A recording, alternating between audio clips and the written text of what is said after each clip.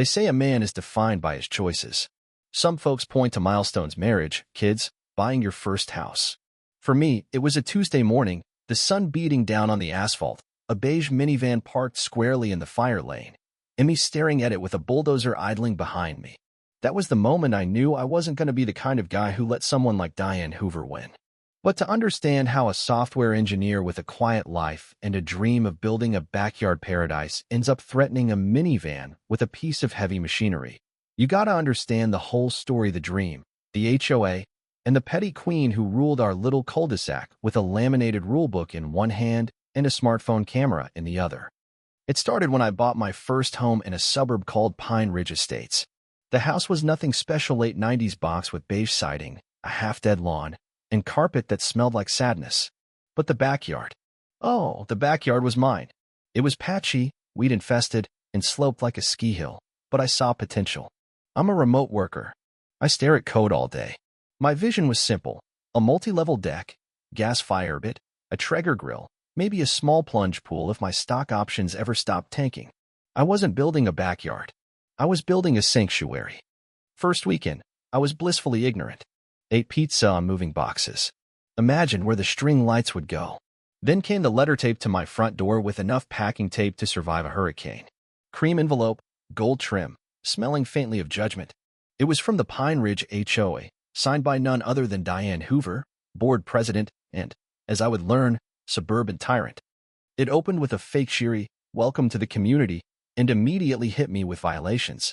My grass was 4.5 inches tall. My trash bins were visible. But the kicker? Any exterior modifications required approval from the Architectural Review Committee, including decks, patios, and significant landscaping. Form 11B, downloadable from their portal. That's when I realized I wasn't a homeowner. I was a prisoner in a pastel-colored HOA kingdom. I started the approval process. They wanted scaled architectural drawings, soil drainage reports, a list of pre-approved materials, and a color swatch that matched one of their 3 acceptable deck stains: stoic walnut, boring taupe, or institutional beige. It took me a month to get it all right. They still rejected it because one of my railings had a 4.5-inch gap. Apparently, that was a toddler hazard. I don't have kids. My only regular visitor is a pizza guy named Trevor. Eventually, I got approval. My contractor, Benny D'Angelo, showed up with his crew the next week. Benny had the build of a bulldog and a Brooklyn accent that could cut glass. First thing he said to me was, "Kid, I seen war zones with less paperwork." He laughed, slapped my back, and got to work. Then Diane made her first move. She didn't knock. She didn't email. She showed up in person, arms folded, lips tight, watching like a hawk. She introduced herself with a smile that didn't reach her eyes. Said she was just checking to make sure everything matched the approved plans. I told her we were within code. She said, "We'll see," and walked away like some suburban Bond villain. Her next tactic? A fire lane complaint. When a delivery truck briefly parked across the red-painted curb to unload composite boards, Diane flew out of her house like she was storming the beaches. She screamed about emergency access, took video, and filed a complaint. The driver moved. The delay cost us hours. But the message was clear: Diane wasn't going to stop. Then came the sprinkler sabotage. I woke up one morning and saw my leveled patio base flooded. No rain. Just 2 sprinklers on Diane's lawn angled perfectly to arc over the fence into my yard. It was surgical. It was war. I walked across the street, dead calm, and said, "Your sprinklers are flooding my construction site." She smiled. "It's city-approved irrigation. I can't control the wind." "The wind didn't twist your sprinkler heads 180 degrees, Diane." So I responded. I waited until her system shut off at 7 a.m., then took my industrial hose and gently watered the 2-foot strip of my lawn next to her driveway. Her beige minivan got the full rinse cycle. I even gave special attention to the door handles. That got her attention. She called an emergency HOA meeting. Brought Gerald, the timid secretary, and Lorna, who I'm convinced thought she was at a book club.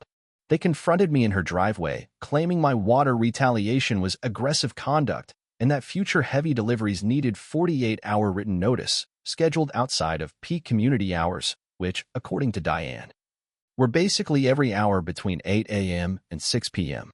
Then came Judgment Day. My granite countertop, the crown jewel of my outdoor kitchen, was scheduled for delivery at 10 a.m. on a Tuesday. I gave my 48-hour notice. Everything was legal. Vinny even brought a small bulldozer to lift the slab. At 9:59 a.m., the delivery truck pulled up. At 10:01, Diane's garage opened, and out rolled her minivan.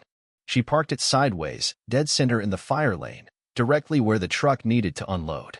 Then she walked back inside. It was a silent declaration of war. No yelling, no drama, just pure spite. Vinny stood beside me, watching in disbelief. The truck driver muttered that if we didn't unload in 15 minutes, he was heading back to the warehouse. I walked across the street, rang Diane's bell, and waited. No answer. So I shouted, "You have 4 minutes to move your vehicle or I'll move it myself." No response. By then, neighbors were watching. Garage doors cracking open. Dave, my next-door neighbor, raised his beer in solidarity. I turned to Benny. "Unload the bulldozer." Benny hesitated. "They'll sue the hell out of you, kid. Then I'll frame the judgment." For minutes later, the dozer came to life. Benny lowered the blade, eased it toward the van slow, controlled, precise. He didn't crush it. He just pushed it, scraping it out of the fire lane and gently depositing it halfway on Diane's lawn. It left a glorious scar along the passenger side and 2 wheels embedded in her flower bed. The path was clear. The granite slab was delivered. Then came the cops. 2 patrol cars. Lights flashing. Diane emerged like she was chasing a tornado, yelling that I destroyed her vehicle. Officer Jacobs, young guy, barely kept a straight face. Officer Bennett, older, looked at me with eyes that said, "I've seen worse." I explained everything. The truck, the 48-hour notice, the 4-minute warning. Jacobs looked at the fire lane and said, "Well, she was illegally parked." Bennett sighed. "Son, you can't go around bulldozing people's cars." "It wasn't people. It was Diane," I said. "And it was an emergency. Commerce and public safety." Dave jumped in. I heard him. Gave her a full countdown. Bennett radioed it in, then turned to us. "Here's the deal. No arrests today. You'll both call your insurance companies and waste each other's time. But as far as we're concerned, this is civil. And you," he pointed at me, "need to stay away from heavy machinery." Diane got a parking ticket. I got a story I will tell at every barbecue for the rest of my life. A week later, my backyard was done. Deck stained. Fire it roaring. Countertop gleaming like obsidian. I sat there with Dave and Benny, beers in hand, enjoying the silence. Diane hadn't been seen in days. Then came one last envelope from the HOA. A new rule had been added. Section 9, subsection D. No resident shall use privately owned construction equipment to move another resident's vehicle legally or illegally parked for any reason. I laughed so hard I cried. Taped it to my door like a badge of honor. Because when they make a rule specifically because of you, that means you won. So what do y'all think? Was I out of line or just playing by Diane's rules with better tools? Drop your thoughts in the comments below, because I've got a feeling Pine Ridge isn't the only neighborhood dealing with an HOA tyrant and a well-timed bulldozer.